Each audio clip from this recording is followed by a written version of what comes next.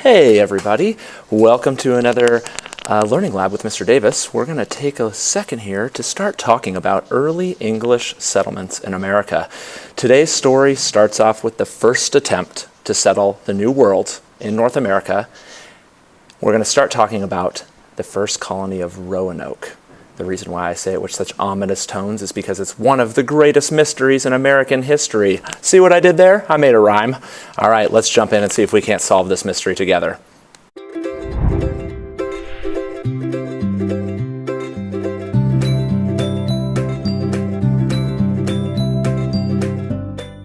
All right, we're going to have a kind of short video today, guys. We just have to talk about a couple of little background pieces of information, and then we're going to talk about Roanoke before we jump in and start really diving into the information about early English settlements in America.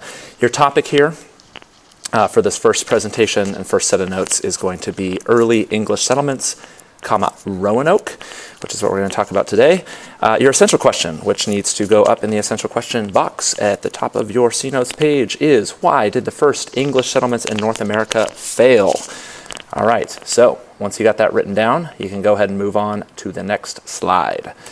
All right, so first thing we're going to do is we're going to talk about some background information. There was a war that was brewing between England and Spain. We know that there's been some history between England and Spain. We've talked about it. We talked about it during the religious discussions we had earlier in the unit.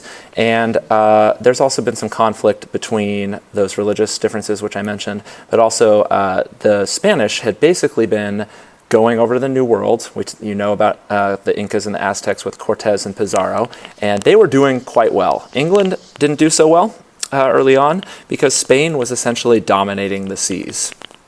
They had control of the shipping lanes to the New World. They were bringing back tons of gold. They had monopolized and taken advantage of a lot of the native populations. And so because of that, the English were not doing as well. And all the European powers, France, England, Spain, the Dutch, were all vying for a big monopoly on this new resource that they had discovered. So English was also, because they were going on the verge of going to war, one of the reasons why is the religious differences, but also the English, instead of being able to have a monopoly on this new land over in the North and South American continents, instead they were just raiding Spanish ships as they came back full of gold and slaves and other sorts of goods and materials. So in the summer of 1588, remember, Columbus landed in 1492, so we're almost 100 years after Columbus's initial landing. Spain, because they're being provoked by England, they decide to preemptively go to war with England. And so they sail ships to go to war with England. And England is known as being one of the greatest powers on the sea. The English Navy has always been a formidable opponent, but Spain went all in on this bad boy.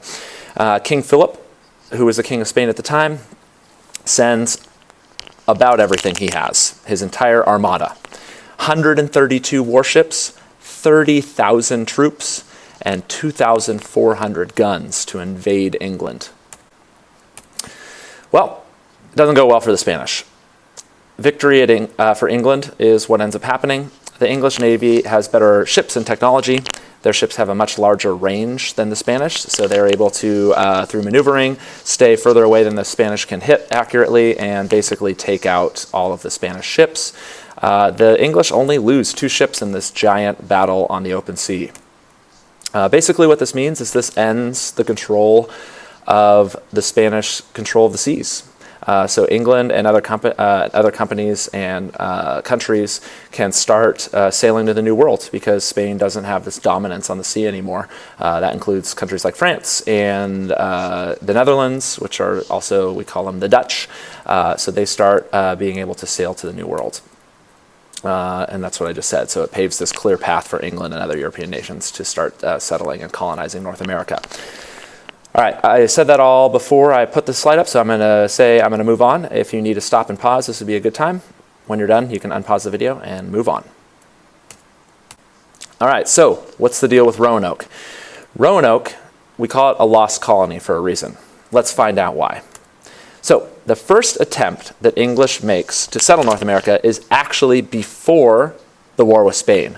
Now, it's right on the verge. There's lots of stuff going on between Spain and England at this point. There's a war brewing, but the war itself had not happened. That doesn't happen until 1588. Queen Elizabeth, and this is of England, gives a man named Sir Walter Raleigh, think Raleigh, North Carolina, who that is named after, the right to, quote, claim any land in North America not already claimed by a Christian monarch. And what they mean by that is basically if Spain is already there, if the French are already there, if the Dutch are already there, then you can't claim it. You can claim any land that is not. And there's plenty of land in the North and South American continent.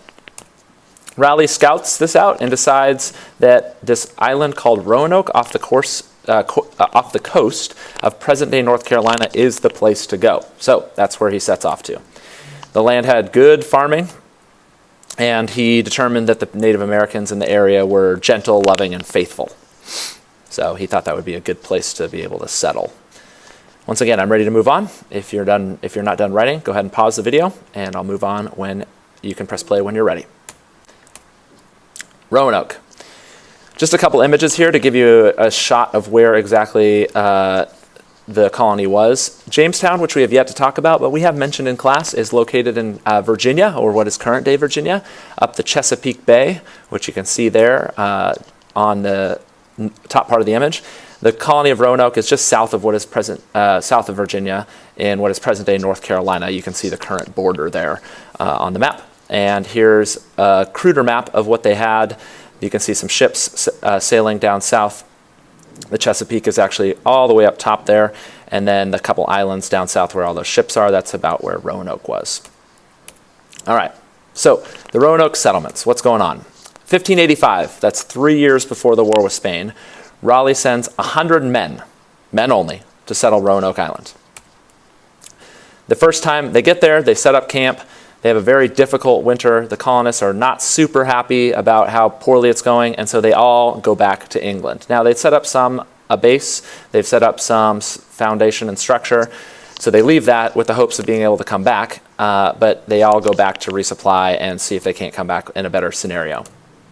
So that is 2 years later that they do that, 1587. Remember, we're still a year before the war with Spain has started.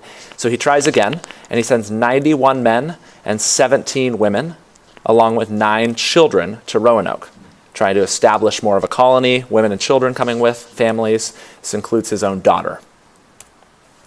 There's a guy named John White, and he's the one who leads this expedition to come over. He's going to be the governor of the new colony, like he's going to be the leader of it. So they get there, begin to build the colony. Continuing on with the Roanoke settlements, White returns after they show up in 1587. They get there, they set up colony, then White returns to England for supplies. So they get there, they set up, it's going a little better this time. He's going to go back, bring more supplies back, probably maybe some more people, continue to build the colony. He meant to return in just a couple months, but is gone for 3 years. All right, so why do you think that is? What would have been the thing going on that prevented him from returning? Take a second to think about that. Write it down in your notes. So go ahead and write down why in your notes, and then right underneath it maybe, or right next to it, answer the question. What do you think the reason is? You can pause the video if you want to go ahead and jot that down now.